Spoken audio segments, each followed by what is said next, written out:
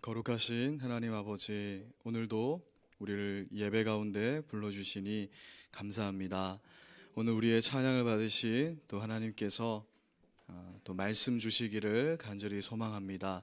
오늘 말씀이 우리의 힘이 되고 또 우리의 위로가 되고 하나님 참 탄식하는 우리의 기도를 들으시는 우리 하나님 아버지의 마음을 배우는 귀한 시간 될 수 있도록 주님 도와주시옵소서. 예배 가운데 우리 성령 하나님께서 온전히 함께하여 주시기를 간절히 소망합니다. 예수님의 이름으로 기도드립니다. 아멘.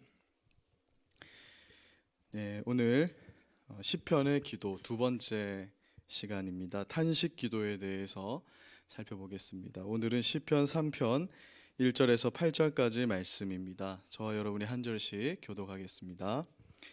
여호와여, 나의 대적이 어찌 그리 많은지요. 일어나 나를 치는 자가 많으니이다.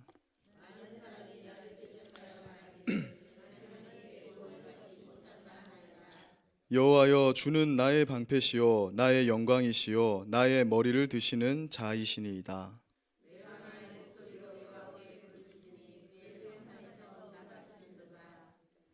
내가 누워 자고 깨었으니 여호와께서 나를 붙드심이로다.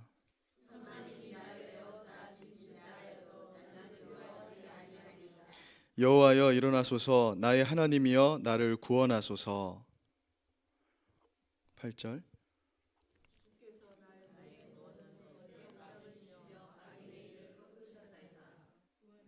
구원은 여호와께 있사오니 주의 복을 주의 백성에게 내리소서. 셀라. 아멘. 네. 지난주에 이어서 오늘 기도의 학교라고 불리는 시편을 통해서 우리 기도에 대해서 함께 말씀을 나누도록 하겠습니다. 지난주에 우리는 시편에 등장하는 하나님께 드리는 올바른 기도의 한 방법으로 묵상 기도에 대해서 살펴보았습니다. 시편 1편 2절은 복 있는 사람은 오직 여호와의 율법을 즐거워하여 그의 율법을 주야로 묵상하는 도다라고 말씀하면서 하나님의 말씀을 묵상하며 기도하는 자에게 복이 있다라고 말씀하고 있습니다. 우리가 복습하면서 한번 살펴보자면 묵상한다라는 것은 깊이 생각하는 가운데 낮은 소리로 읊조리는 것을 뜻한다 했습니다. 즉 묵상기도라는 것은 하나님의 말씀을 우리가 깊이 생각하면서 낮은 소리로 그 말씀을 읊조리는 기도의 한 방법이라고 말씀드렸습니다. 그러나 이 묵상을 뜻하는 하가라는 원어가 사자가 먹이를 먹는 것 같은 그런 간절함, 그런 어떤 공격성을 그런 의미를 내포하고 있기 때문에 조용한 중에 우리가 하나님과 하나님의 말씀에 대해서 묵상하면서도 말씀이 아니면 하나님으로부터 힘을 공급받을 수도 없고 죽을 수밖에 없다는 그런 간절함으로 말씀을 놓고 묵상 기도해야 한다라고 말씀드렸습니다. 지난 한 주간 이 묵상 기도를 한번 연습해 보자 말씀드렸는데 얼마나 연습하셨는지 모르겠습니다. 이번 주에도 계속해서 오늘 배우는 탄식 기도와 함께 한번 연습해 보십시오. 만약 성도님들이 이 묵상 기도를 잘 실천한다면 우리 삶에 많은 변화가 반드시 있을 것입니다. 계속해서 하나님의 말씀을 즐거워하며 그의 말씀을 밤낮으로 생각하는 이 묵상 기도를 훈련해 나가신 우리 성도님들 되기를 주님의 이름으로 소망합니다. 오늘은 시편을 통해서 배우는 기도의 방법에 관한 두 번째 시간입니다. 우리가 탄식 기도에 대해서 함께 나누겠습니다. 오늘 본문 말씀인 시편 3편은 다윗의 탄식 기도가 실려 있습니다. 우리가 성경을 보면 시편 위에 조그맣게 소제목이 있어요. 다윗이 예배를 인도하기 위해 올라가면서 지은 시, 어떠하긴 시, 이런 식으로 시편의 서두에 보면 시편의 저자와 이 시편이 지금 어떤 상황에서 지어진 시이며 어떤 내용을 담고 있는지를 알 수 있게 해주는 그 서두가 있습니다. 시편 3편은요, 성경에 있으신 분들 한번 보시면 다윗이 그의 아들 압살롬을 피할 때에 지은 시, 이렇게 명시가 되어 있습니다. 여러분, 우리가 참으로 존경하고 좋아하는 성경인물 중에 하나가 바로 다윗이죠. 그래서 이 세상에 다윗이란 이름이 얼마나 많은지 모릅니다. 우리는 다윗의 인생을 볼 때 참 그 인생을 깊이 살펴보면 우리가 존경하고 그 인생을 담고 싶어 하지만 사실 다윗만큼 기구한 인생을 살았던 성경인물도 없다라는 것을 발견하게 됩니다. 우리가 다윗의 인생을 성경을 통해서 찬찬히 보면요, 하나님이 함께 하셔서 골리앗도 물리치고 또 사울로부터 도피 생활을 잘 마치고 이스라엘의 왕이 된 장면에게만 우리가 집중하기가 쉽습니다. 그래서 좋아하는 성경 인물 중에서 항상 1, 2위를 다투는 게 다윗이죠. 그러나 사실 성경 인물 중에 다윗만큼 죽을 때까지 험난한 인생을 산 사람도 없었습니다. 그의 말년에 참 고난을 많이 겪는 것을 보게 됩니다. 시편 3편은 압살롬이라는 한 인물과 관련이 있는 시편입니다. 다윗의 아들 중에 압살롬이라는 아들이 있었는데요, 그는 다윗의 아들 중에서도 아주 멋진 아들이었다라고 기록하고 있습니다. 성경은 그가 외모적으로도 뛰어나고 능력이 많은 자였기 때문에 온 이스라엘의 남녀노소 그를 좋아하고 따르는 사람이 많았다, 이렇게 기록합니다. 우리 사무엘하 14장 25절 같이 한번 읽어보겠습니다. 시작.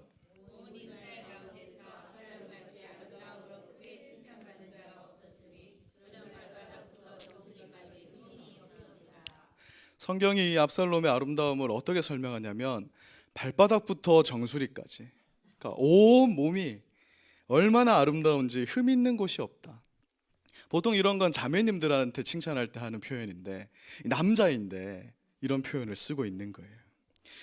아마도 다윗은 압살롬을 아주 사랑했을 겁니다. 자기 자식을 미워하는 부모가 없을 것인데 이처럼 외모가 아름답고 많은 사람들의 사랑을 받는 아들이야 오죽했겠습니까?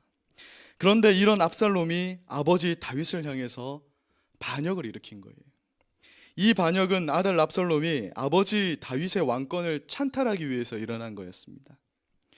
생각해 보십시오. 친아들이 아버지의 왕권을 찬탈하기 위해서 반역을 일으켰다. 이는 얼마나 기가 막힌 일입니까? 하나님으로부터 마음이 합한 자라고 여겨지는 그 다윗입니다. 그런데 그 다윗에게 왜 이런 일이 일어난단 말입니까? 용모도 뛰어나고 인기도 많아서 이스라엘 안에 압살롬을 따르는 자들이 많았기 때문에 당시 압살롬의 세력은 아주 막강했습니다. 특히 압살롬은 사람을 끄는 매력을 가진 사람이었어요. 시편 3편 1절을 보니까 다윗은 이렇게 하소연합니다. 여호와여, 나의 대적이 어찌 그리 많은지요. 일어나 나를 치는 자가 많으니이다. 이렇게 하소연하는 거예요. 다윗을 따르는 신하들의 맘먹는 만큼 압살롬을 따라서 다윗을 반역하는 자들이 많았고 그들이 그 반역에 동참하였다라고 말씀하고 있는 거예요. 그래서 다윗은 압살롬을 피해서 예루살렘 성을 버려두고 도망칠 수밖에 없는 상황이 되었습니다. 마치 젊은 날 사울에게 쫓겨서 망명생활을 하였던 것처럼 이제는 그의 아들 압살롬에게 쫓기기 때문에 그 추격을 피해서 도망하는 신세가 된 것이에요. 차라리 사울은 혈육관계가 아니잖아요. 그리고 자신이 사울의 왕위를 뺏는 위치에 있으니까 이해는 할 수 있겠지만 자신의 혈육인 아들이 그 공격을 받아서 도망하는 다윗의 심정이 어떠하였는지는 진짜 이러한 일을 겪어보지 않은 사람은 100% 이해할 수 없는 그런 어떤 상황이었을 것입니다. 이러한 배경을 두고 드려진 기도가 바로 시편 3편입니다. 시편 3편은 다윗이 아들 압살롬을 피해서 도망가는 가운데 급하게 드리던 하나님을 향한 탄식 기도였던 거예요. 다윗 정도 되는 사람에게 왜 이런 어려운 일, 곤란한 일이 터진단 말입니까? 다윗은 그런 마음으로 하나님께 하소연을 하면서 탄식하여서 울부짖고 있는 것입니다. 우리 시편 3편 1절 같이 한번 다윗의 심정으로 한번 읽어보겠습니다. 시작. 여호와여, 나의 대적이 어찌 그리 많은지요. 일어나 나를 치는 자가 많으니이다. 다윗은 자신의 신세의 기구함을 이렇게 탄식하면서 지금 표현하고 있습니다. 즉 자신이 처한 상황을 두고 하나님 앞에 지금 탄식하면서 부르짖고 있는 거예요. 그럴듯한 미사 여구를 써가면서 기도하는 것이 아니라 그저 자신의 처지를 탄식하는 가운데 자기 감정을 하나님께 쏟아내고 있는 것입니다. 다윗과 같이 때로 성도들은 고통 가운데서 부르짖으면서 기도할 때가 있어요. 어떤 분들은 저를 포함해서 많은 분들이 그냥 기도하러 나와서 울다가 그냥 가는 거예요. 하나님 앞에서 부르짖으면서 기도할 때가 있다라는 거예요. 이것은 기도를 하는 우리가 하나님을 만홀히 여겨서 하나님한테 지금 대드는 그런 어떤 건방진 마음으로 그러는 것이 아니라 자녀가 아버지에게 무언가를 요청할 때 부르짖는 아버지에 대한 신뢰를 기초로 한 기도의 한 방법이라는 것입니다. 하나님 아버지에 대한 신뢰가 없으면 우리는 하나님께 부르짖을 필요도 없는 것이죠. 듣는 대상이 있기 때문에 그분께 우리는 때로 부르짖는 것입니다. 감사한 것은 우리 하나님은 이런 성도의 탄식하는 기도에 귀 기울이시고 그 기도를 들으시고 그 기도에 응답하시는 분이라는 것입니다. 불완전한 인간은 있어도 불완전한 기도는 없는 것이에요. 왜냐하면 하나님께서 우리의 기도를 다 온전히 기억하시고 들으시기 때문에 그런 것입니다. 시편에는 여러 탄식 기도들이 소개되고 있는데요, 이 탄식 기도의 구조는 이렇습니다. 불평과 간구로 이루어져 있어요. 이 기도가 참 웃긴데 하나님께 불평하면서 그냥 간구하는 게 기도래요. 우리가 생각할 땐 감사와 찬양이 없는 기도가 어떻게 기도냐. 그런데 시편이 우리의 기도의 학교라고 그랬는데 시편의 기도가 불평과 간구로 이루어져 있다는 것입니다. 어떤 어려운 상황을 놓고 탄식하는데 불평하면서 간구하는 구조의 기도가 시편에 여러 등장하고 있다는 것을 확인합니다. 어떤 분들은 이렇게 생각할지도 몰라요. 아니, 어떻게 거룩하신 하나님께 불평할 수 있단 말입니까? 제가 어렸을 때는 이렇게 배웠거든요. 기도할 때는 좀 거룩하게, 하나님께는 항상 감사만. 그런데 시편을 보니까 거룩하신 하나님께 불평합니다. 시편을 보면 하나님께 불평하는 신자들의 모습이 심심치 않게 발견되는 거예요. 또 막 대들기도 합니다. 하박국 같은 선지자는 우리가 이렇게 외우잖아요. 호박국 먹고 하나님한테 대든 사람. 하나님한테 막 대듭니다. 도대체 우리가 왜 망해야 되냐고, 망할 짓을 많이 했는데. 고통의 외마디 탄식들은 저급한 기도라서 감히 하나님께 하지 않는 것이 좋지 않냐고 생각하는 분들이 있을지 모르겠지만 시편의 절반 가까운 기도가 사실은 하나님을 향한 탄식의 기도라는 거예요. 그렇다면 이 시편의 탄식 기도가 많은 이유가 무엇일까요? 여기에 이유가 있습니다. 이는 어려운 일 앞에서 다른 사람이나 자기 자신에게 불평하지 말고 하나님께 그 불평을 고하라는 의미를 담고 있는 거예요. 그리하면 하나님께서 들으시고 응답하겠다는 것입니다. 사람에게 말한다고 해서 문제가 해결되지 않으니 공정한 재판장이신 하나님께 우리의 억울함과 어려움을 고하라는 거예요. 세상 사람들은 억울한 일이 있어도 고할 데가 없지만 신자들은 하나님이라는 존재가 있으니까 하나님께 와서 고하라는 것입니다. 더럽고 안 좋은 일, 너에게 아무런 도움도 되지 않는 일을 너 자신이 해서 마음 상하고 피해보지 말고 그 일은 내가 할 터이니 나에게 너의 어려움과 고충을 쏟아 놓으라고 말씀하는 거예요. 그게 우리 하나님의 마음입니다.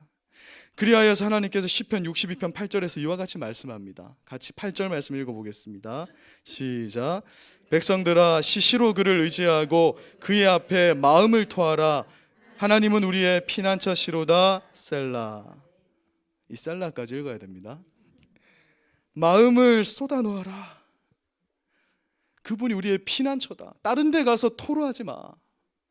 다른 데 가서 자꾸 호박식 하지 말고 하나님께 와서 어려움과 고충을 언제 하라고 그러죠? 시시로 언제나 와서 쏟아내어라. 이렇게 말씀합니다. 신비스럽게도 우리 하나님은 이 인간 내면의 쓰레기를 고백받기를 좋아하시는 거예요. 우리 생각에는 잘 다듬어서 좋은 것을 하나님께 올려드려야 된다고 생각할지 모르겠지만 하나님은 우리 내면의 쓰레기를 그냥 받기를 좋아하십니다. 내 있는 모습 그대로를, 포장되지 않는 나의 모습 그대로를 하나님께 토로할 때 하나님 그 탄식을 받아주십니다. 하나님은 우리의 이러한 불완전한 기도를 완전한 기도로 여기고 받아주시는 거예요. 다윗이 시편 3편에서 고통의 탄식을 내뱉었던 것처럼 우리는 어려운 일 앞에 다른 방법을 찾을 것이 아니라 우리 하나님께 그것을 내뱉으며 문제의 돌파구를 찾아야 하는 것입니다. 그래서 영적인 의미에서 신자에게 아픔이나 절망이 있는 것이 좋은 거예요. 영적인 의미에서 그게 좋은 거라는 것입니다. 우리 합신을 시작하신 박윤선 목사님이 이런 말씀을 하셨어요. 신자에게서 아픔과 절망과 같은 고난은 친구다. 그건 신자에게 친구와 같은 거라는 거예요. 절망과 고난은 신자에게 늘 친숙한 것이다. 왜냐하면 아픔과 절망은 언제나 우리를 하나님 앞으로 나가게 하기 때문에 그런 거라는 거예요.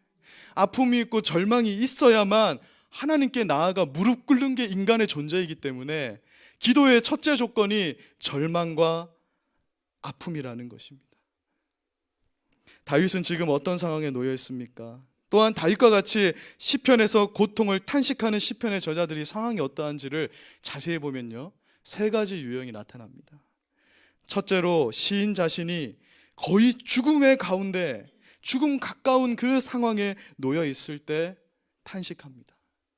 이거는 도저히 방법이 없어요. 내 인간적인 힘, 내 인간적인 노력 다 해봤는데 안 돼요. 그리고 두 번째로는 눈앞에서 자신을 대적하는 원수들이 너무 강합니다. 이건 도저히 인간의 힘으로 내가 맞설 수 없기 때문에 하나님 앞에 무릎 꿇을 수밖에 없는 거예요. 왜냐하면 하나님이 제일 강하시니까. 세 번째로는 그런데 하나님은 지금 눈에 보이지 않고 내 곁에 안 계신 것 같은 거예요. 그럼 우리가 방법이 없잖아요. 탄식하여서 기도할 수밖에 없는 겁니다.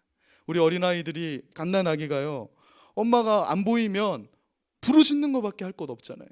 하나님이 부재한 것 같다, 지금 내 인생에 이 상황에 하나님이 없는 것 같을 때 우리는 부르짖고 탄식하는 것입니다. 꼭 탄식하는 가운데 있는 우리들의 모습을 대변하고 있지 않습니까? 이 시편 저자들의 세 가지 상황이. 그래서 시편 3편 2절은 다음과 같이 말합니다. 2절 말씀 같이 한번 읽어보겠습니다. 시작. 많은 사람들이 나를 대적하여 말하기를 그는 하나님께 구원을 받지 못한다 하나이다. 다윗이 뭐라고 하냐면, 많은 사람이 나를 대적하여서 말하는데 다윗 너는 하나님께 구원받지 못한다.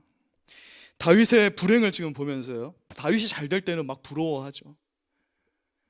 그런데 그 불행이 닥칠 때 그를 미워하던 자들이 이제 일어섭니다. 우리도 다 똑같아요. 잘 나가고 좀 괜찮을 때는 아무도 공격하지 않죠. 오히려 뭐 하나 얻어먹을까 붙어 있지만, 우리가 절망 가운데, 지금 뭔가 알 수 없는 고난 가운데 놓이게 되면요, 미워하던 자들이 일어서기 시작합니다. 그러면서 조롱하는 것이에요. 저는 하나님께 도움을 얻지 못한다. 저의 구원은 하나님께 있지 않다. 이 말은 무슨 말이냐면, 다윗은 하나님으로부터 구원을 기대할 수 없는 자라. 그는 하나님으로부터 버림받은 자다. 저런 자가 어떻게 하나님으로부터 구원을 바라겠는가? 네가 지금 처한 상황을 보니까 하나님 너를 버렸다. 그렇게 말하는 것이에요. 예전에 우리아의 아내 밧세바를 범하고 우리아를 죽게 만든 그 죄로 인해서 지금 친아들 압살롬이 왕권을 찬탈하는 일 앞에서 사람들은 다윗이 하나님으로부터 지금 버림받았다라고 조롱하고 있는 것입니다. 마치 오늘날로 따지면 예수 믿는 사람이 왜 저렇게 사냐? 하나님이 진짜 있기는 있는가? 저 사람을 보니까 하나님은 없는 것 같아 라는 그런 불신자들의 조롱 속에 놓인 신자들의 모습을 다윗을 통해서 발견하게 되는 거예요. 그런데 더욱이 그렇게 말하는 원수들의 수가 많다 적다? 많습니다. 강하다 약하다? 강하다는 거예요. 다윗은 죽을 것 같은 경험을 지금 하고 있는 것입니다. 그런데 그때 이 절망적인 상황에서 다윗은 자신의 왕이라는 그런 직책, 또 자신이 지금까지 하나님과 합한 자라 하면서 승리하였던 그런 모든 경험, 이런 것들 다 내려놓고 진짜 다윗이 되어서 하나님 앞에 자기의 모습, 자기의 신세를 기도하면서 토해내고 있는 것입니다. 이런 상황에서 우리가 내뱉을 수 있는 기도는 눈물로 탄식하며 간구하는 것밖에 없는 거예요. 그냥 하나님 앞에 불평을 내어놓는 것밖에 우리가 할 수 없는 것이 없을 때가 있다는 것입니다.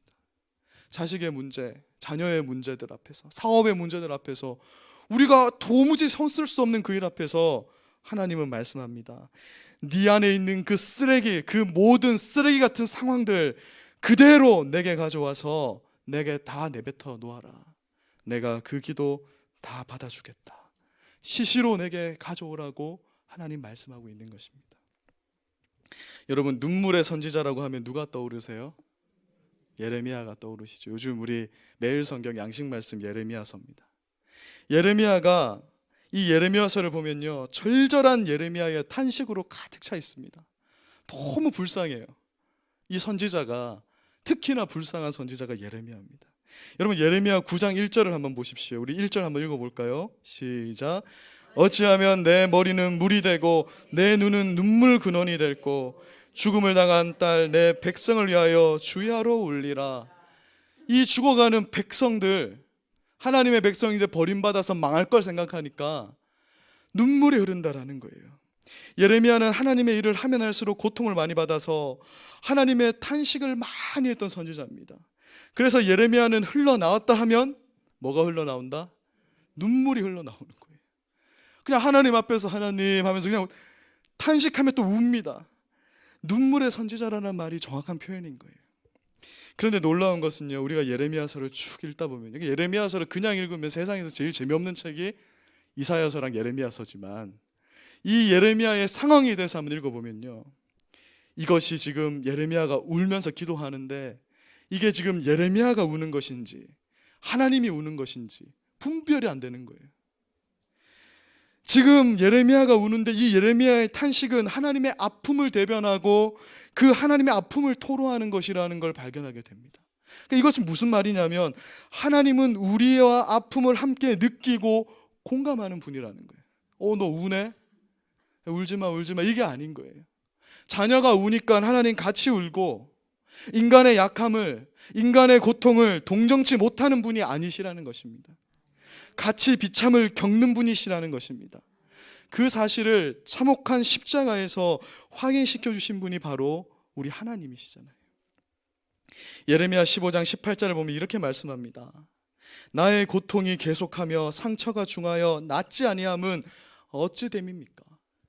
주께서는 내게 대하여 물이 말라서 속이는 시내 같습니다. 그러니까 하나님 보고 물이 말라서 속이는 시내 같아 이렇게 탄식합니다. 예레미야가 탄식하면서 하나님께 기도하는데 이게 무슨 말이냐면 하나님 왜 나를 속이셨습니까? 그렇게 하나님께 토로하는 거예요. 내가 분명히 이 일을 안 한다고 했는데 이 일 가운데 소망이 있는 것처럼 말씀하셔서 이 일을 하게 하셔서 왜 내 인생을 망하게 하십니까? 왜 날 속이셨습니까? 날 왜 예수 믿게 해서 이런 고통 가운데 두십니까? 하나님 믿으면 복 준다고 나를 꼬셔놓고 왜 나를 이런 어려움과 환난과 이런 상황 속에 나를 밀어넣습니까? 이렇게 기도하는 거예요. 욥의 친구들이 와서 욥을 막 욕할 때 욥이 했던 말이 너희는 속이는 시내와 같아 이런 표현이거든요. 그 표현을 빌려와가지고 예레미야가 하나님 앞에 탄식합니다. 여러분 정말 예레미야 이 기도가 쓰레기 같은 기도잖아요. 하나님 내 인생 책임져 주세요. 내가 안 한다 했는데 나를 억지로 믿게 해서 나를 왜 이렇게 곤란하게 합니까? 이런 기도 다 해보셨잖아요. 안 하신 것처럼 다 앉아 계시는 것 같아요. 저는 너무 많이까지는 아니고 많이 했습니다. 왜 나를 이 길로 인도하게 하셔서 이렇게 고통받게 하냐고 하나님 앞에 이 쓰레기 같은 내면의 탄식을 쏟아놓는데요, 예레미야서는 뭘 말하냐면 우리 하나님이 함께 아파하시고 그 기도를 듣고 계시다라고 말씀하는 거예요. 예레미야는 나의 탄식을 하나님께서 들으시기 때문에 나는 하나님께 탄식합니다, 그걸 말하고 있는 거예요. 들으실 분이 있으니까 하나님께 탄식하는 것이죠. 이것이 우리가 하나님께 우리의 있는 모습 그대로를 쏟아내야 하는 이유인 것입니다. 들으시는 분이 계시다는 것이, 그분은 우리의 아버지이신 하나님이십니다. 그래서 이제 우리가 탄식 기도가 우리에게 주는 유익점들이 있는데 그 세 가지를 한번 정리해 보도록 하겠습니다. 왜 하나님이 때때로 우리가 고통 가운데 탄식하면서 하나님께 기도하기를 원하시는가? 우리 첫째 한번 읽어볼까요? 시작.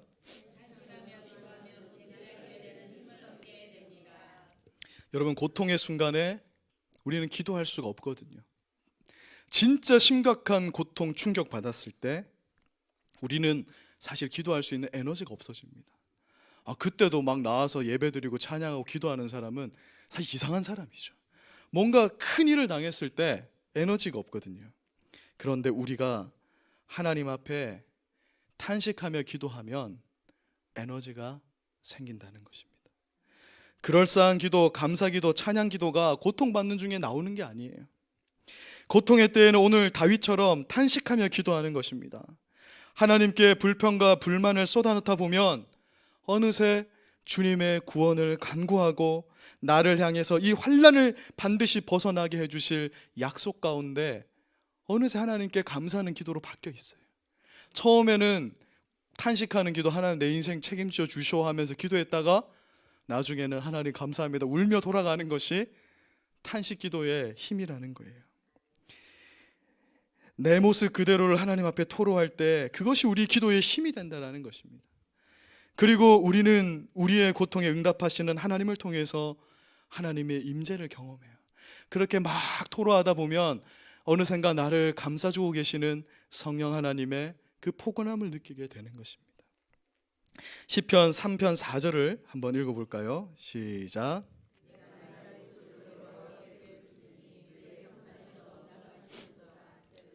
나의 목소리로 여호와께 부르짖는다, 이렇게 말을 해요. 이 부르짖는다는 동사가 히브리어로 짝입니다. 그러니까 히브리어는 소리 글자가 많아요. 짝 하면 뭐가 생각나세요? 유대인들의 어떤 관습 중에 슬픈 일이 있으면 죄를 뒤집어 쓰고 옷을 쫙 찢잖아요. 그겁니다. 지금 하나님께 간구하는데, 부르짖는데 이게 동사로 짝이에요. 하나님 앞에 마음을 찢는 것 같은 그런 소리로 주여 하면서 기도하는 것이, 그런데 그것이 우리 기도의 에너지가 된다. 그런 고통의 순간이 하나님 앞에 부르짖게 하고 하나님께 무릎 꿇게 한다는 것입니다. 예수님이 지나가실 때요, 눈먼 소경이 나사렛 예수가 지나간다라는 말에 소리를 지릅니다. 다윗의 자손 예수여 나를 불쌍히 여기소서, 이렇게 외치는 거예요. 거기에 힘이 생깁니다. 사람들이 막 조롱하죠. 이런 비천한 자가, 야, 너 무슨 지금 탄식하냐? 너 지금 뭐하냐? 조용히 해, 이렇게 명령합니다. 근데 이 사람 어떻게 하죠? 이미 힘을 받았잖아요. 더 큰 소리로 다윗의 자손 예수여 나를 불쌍히 여기소서 하고 부르짖는 것입니다. 탄식 기도가 가지는 첫 번째 유익이 뭐냐면, 문제 해결을 위해서 우리가 기도할 수 있는 힘을 공급해주는 그런 에너지원이 된다는 거예요. 그래서 일단은 힘든 일이 있으면 하나님께 나와서 주님 이게 뭡니까? 하고 기도하는 거예요. 진짜 못 살겠어 저 인간 때문에 하면서 기도하는 겁니다. 하나님 나의 억울함을 좀 풀어주소서, 이렇게 기도하는 거예요. 그러면 에너지가 생겨서 기도하게 된다는 것입니다. 둘째 같이 한번 읽어보겠습니다. 시작.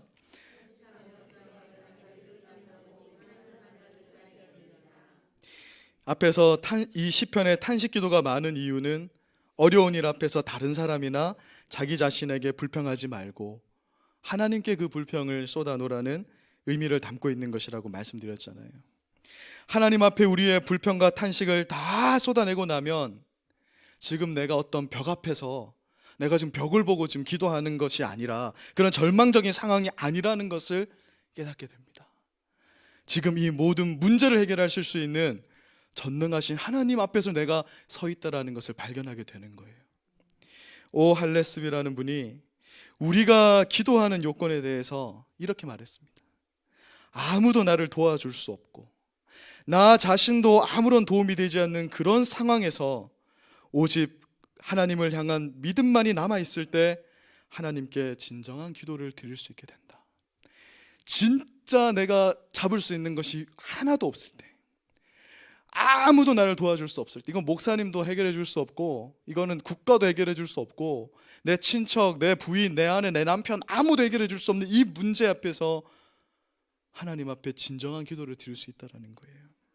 즉 우리가 절망 가운데 탄식하며 기도하게 되면 나라는 존재는 완전히 사라져버리고 나를 도울 수 있는 그 어떠한 기대감도 다 사라져버리고 오직 하나님만 덩거리 남아서 진짜 우리는 하나님을 만나게 되는 것입니다.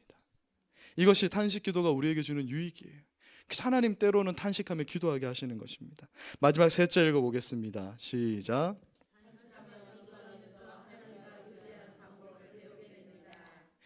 우리는 고통의 문제를 두고 탄식하며 씨름하듯이 기도함으로 오히려 살아계신 하나님을 만나게 되는 거예요. 욥이 그랬고 하박국이 그랬고 예레미야가 그랬습니다. 시편의 저자들이 다 그랬어요. 그 문제로 씨름하면서 하나님을 만납니다. 탄식이든 감사든 찬양이든 기도하는 그 모든 시간은 지나보면 전부 달콤한 하나님과의 교제의 시간이라는 거예요. 우리 자녀들과 부모님들의 관계도 그렇잖아요. 어쩔 때는 매를 때리고 막 싸우잖아요. 근데 싸우고 나서 교제였다라는 것을 나중에 알게 되잖아요. 그것마저도 교제였다라는 것을. 오히려 탄식할 수밖에 없는 그 암울한 상황이 하나님과 나를 교제하게 만들어주는 것입니다. 그러므로 우리는 기도를 소중하게 여겨야 됩니다. 기도야말로 하나님과 내가 1대1로 깊이 만날 수 있는 유일한 방법, 신자에게 주어진 가장 특별한 특권, 축복이라는 것입니다. 우리가 이렇게 탄식하며 기도할 때 하나님이 우리의 기도를 어떻게 받으신다라고 말씀합니까? 우리 함께 시편 3편 4절을 읽어보겠습니다. 시작. 내가 나의 목소리로 여호와께 부르짖으니 그의 성산에서 응답하시는도다. 셀라. 다윗은 탄식하여서 부르짖는 것이 내 응답의 원인이다라고 말해요.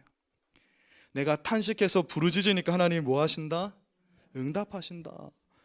안 부르짖는데 어떻게 응답해요? 갓난아기가 배가 고픈데 아이고 우리 어머님이 걱정하시겠지, 내가 울면 안 돼 참고 있으면요, 둔감한 엄마는 그냥 잠자는 거예요.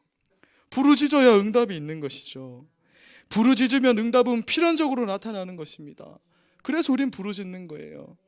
다윗이 하나님께 탄식하면서 기도할 수 있었던 것도 하나님 진짜 나 불만 불평, 하나님 진짜 나 못 살겠네, 이게 아닙니다. 하나님 내 기도에 응답하시는 하나님, 그 신뢰함이 바탕에 깔려서 하나님께 탄식하며 기도하는 거예요.